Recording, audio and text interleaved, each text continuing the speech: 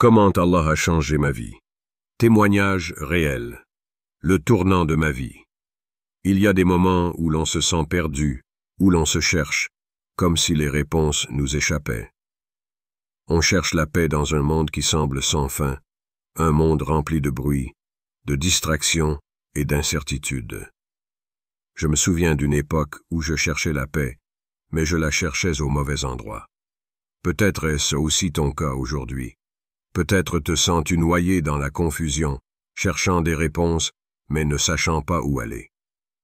Un jour, j'ai réalisé que cette recherche, ce vide intérieur, n'était que le signe que je n'avais pas encore trouvé ce que je cherchais. Ce que je ne savais pas, c'est qu'Allah avait toujours été là, attendant simplement que je le reconnaisse. Transition vers un verset inspirant. Allah dit dans le Coran: « N'est-ce pas en rappelant Allah que les cœurs trouvent le repos ?» Sourate Ar-Ra'd 13-28. Première partie. La rencontre avec la vérité. Je me souviens du moment où, après des années à courir après des illusions, après des années à chercher des réponses dans ce monde éphémère, j'ai enfin décidé de me tourner vers quelque chose de plus grand, quelque chose de plus vrai.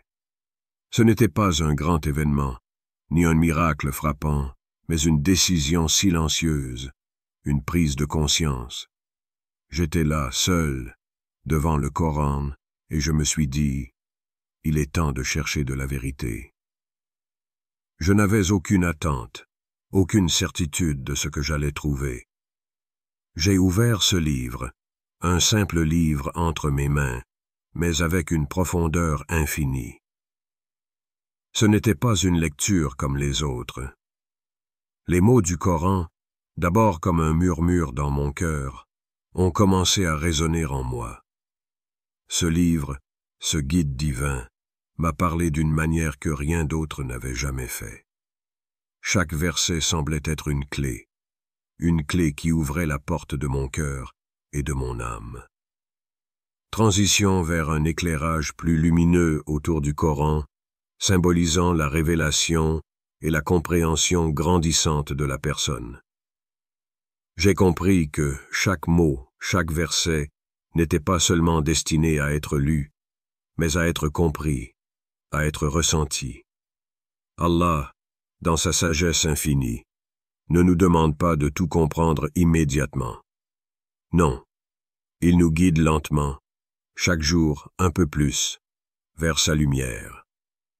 Ce processus n'est pas instantané, mais c'est dans la patience et la persévérance qu'il nous montre le chemin. Transition vers un verset apaisant du Coran. Allah dit dans le Coran: « Ceux qui croient et dont les cœurs se tranquillisent à l'évocation d'Allah, sachez qu'à l'évocation d'Allah, les cœurs se tranquillisent. » Sourate Ar-Ra'd 13-28. L'image. La personne touchée par ce moment ferme les yeux un instant, ressentant une paix profonde. Une légère lueur illumine son visage. Un sourire discret se dessine sur ses lèvres, marqué par la tranquillité retrouvée. Dans cette première partie, nous plongeons dans l'introspection d'une personne qui, après des années de quête dans un monde plein de confusion, découvre la vérité profonde du Coran. La narration se concentre sur la simplicité, mais la profondeur de cette prise de conscience, l'impact qu'une rencontre sincère avec la parole divine peut avoir sur une personne.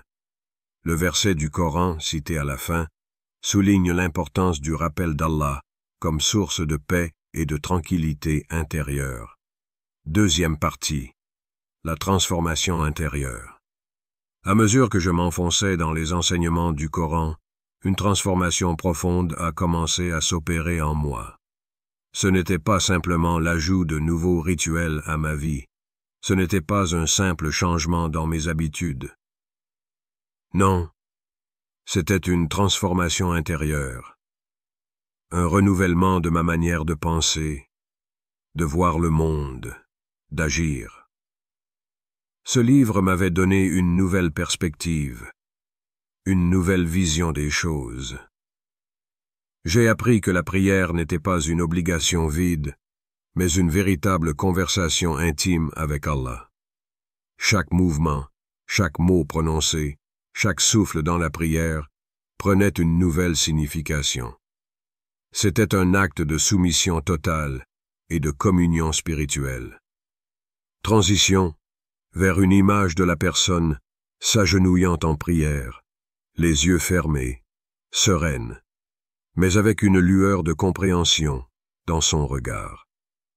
Ce moment de prière devenait alors mon espace sacré, un instant hors du temps où je pouvais déposer mes soucis, mes peurs et trouver en Allah la force de continuer. Ce n'était pas un geste mécanique, mais un acte vivant, vibrant de sens. Je savais que tout ce que je faisais dans ces moments-là n'était pas seulement pour moi-même, mais aussi pour honorer celui qui m'a guidé. Ma vie avait pris un nouveau sens. C'était comme si, à travers chaque prière, je devenais plus proche de lui. Je pense à une amie que j'ai rencontrée à cette époque. Elle traversait une période particulièrement sombre. Elle avait perdu des proches, elle était perdue, troublée par ses erreurs passées et ses épreuves. Quelque chose que je ne pouvais pas expliquer. Une paix profonde, une tranquillité que je n'avais jamais connue avant. Cette simple prière, faite avec sincérité, avait changé quelque chose en elle, comme si Allah l'avait entendue au plus profond de son cœur. Cela m'a rappelé que la prière, lorsqu'elle est faite avec foi et sincérité, devient une passerelle directe vers la miséricorde divine. Et ce n'est pas juste un acte isolé, c'est un moyen de renouer avec Allah à chaque instant. Allah dit dans le Coran, « Et quand mes serviteurs t'interrogent sur moi, dis-leur, je suis tout proche. Je réponds à l'appel de celui qui m'invoque quand il m'appelle. » Surah Al-Baqarah 246. Dans cette deuxième partie, l'histoire se concentre sur la transformation intérieure vécue par la personne grâce à la pratique de la prière et la rencontre avec le Coran. Ce n'est plus seulement un acte extérieur, mais un changement profond qui réorganise sa perception de la vie et de son but. L'histoire de l'ami apporte un exemple de cette transformation spirituelle vécue par une autre personne, illustrant la puissance de la prière sincère. Le verset de la Surah Al-Baqarah est utilisé pour souligner l'accessibilité de la miséricorde d'Allah et sa proximité avec ceux qui l'invoquent. Troisième partie. Le poids de la miséricorde divine. Il y a des moments dans la vie où l'on se retrouve seul avec nos pensées, où le passé refait surface avec une intensité nouvelle. Nous regardons en arrière et réalisons à quel point nous avons failli, à quel point nous avons fait des erreurs. Le poids de ces erreurs peut sembler insupportable, une charge qui écrase le cœur, qui nous plonge dans un abîme de regrets. Parfois, il semble que ces fautes ne puissent être effacées, qu'elles resteront à jamais une partie de nous. Mais alors, dans cette obscurité de l'âme, j'ai compris que la miséricorde d'Allah est infinie, plus grande que toutes nos fautes, plus grande que tout ce que nous pouvons imaginer. Transition vers une image apaisante. La personne se redresse lentement, levant son regard vers le ciel. Le cœur semble plus léger, une lueur de compréhension apparaît sur son visage. Et c'est là, dans cet instant de révélation, que la lumière de la miséricorde divine a pénétré mon cœur. Allah, dans sa miséricorde infinie, m'a montré que les erreurs font partie de notre voyage humain. Ce n'est pas ce que nous avons fait, ni ce que nous avons laissé derrière nous, mais ce que nous choisissons de faire ensuite qui compte. Il ne nous demande pas d'être parfaits, mais d'être sincères. La repentance sincère, la volonté de changer, la recherche de sa miséricorde. Voilà ce qui nous purifie. Le fardeau de la culpabilité peut être lourd, Mais la miséricorde d'Allah est bien plus grande. Elle efface, elle purifie, elle transforme. Allah dit dans le Coran 10. Ô mes serviteurs qui vous êtes fait du tort à vous-même, ne désespérez pas de la miséricorde d'Allah. Allah pardonne tous les péchés, car il est l'indulgent, le miséricordieux. Surah Az-Zumar 39-53. Dans cette troisième partie, la narration se concentre sur la lutte intérieure face aux erreurs passées et la lourdeur de la culpabilité. Cependant, il est rapidement souligné que la miséricorde d'Allah surpasse toutes ses fautes et qu'il n'est jamais trop tard pour se tourner vers lui. Le verset du Coran, tiré de la Surah Az-Zumar, rappelle la promesse du pardon divin et de la miséricorde infinie d'Allah, renforçant ainsi le message d'espoir et de guérison spirituelle. La personne, ayant expérimenté cette compréhension, se relève avec un cœur purifié, prêt à avancer vers l'avenir.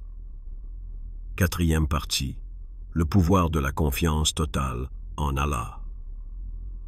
Avant de comprendre la véritable signification de la foi, je croyais que la vie était une simple suite de choix et de décisions.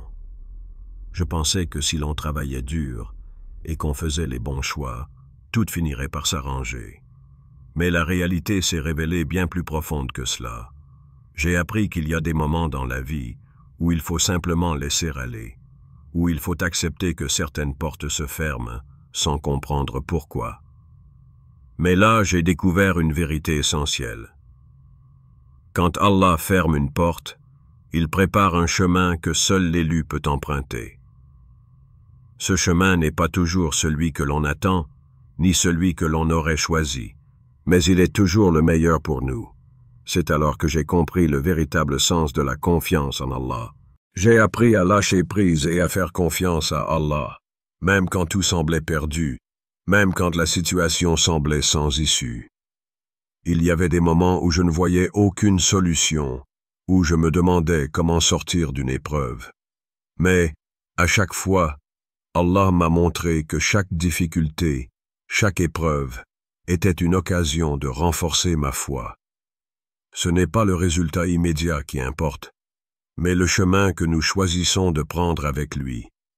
La vraie foi réside dans la confiance totale en sa sagesse, en sa volonté parfaite.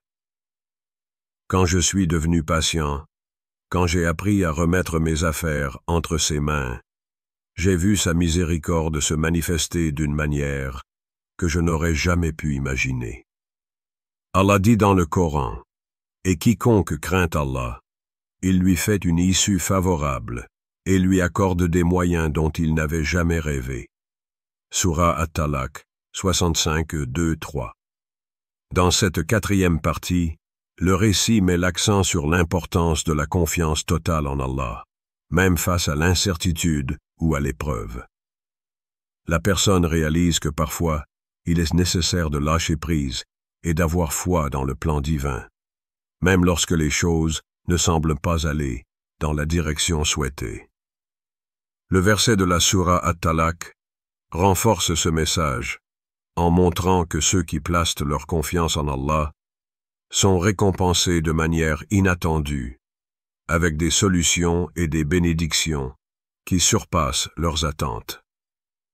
La personne avance sur le chemin de la foi, éclairée par cette confiance retrouvée. La rencontre avec la vérité, la transformation intérieure, la miséricorde d'Allah et la confiance totale en lui. Les versets du Coran et les histoires inspirantes servent à renforcer le message spirituel et émotionnel de chaque partie, tout en capturant l'attention du spectateur à chaque étape du voyage.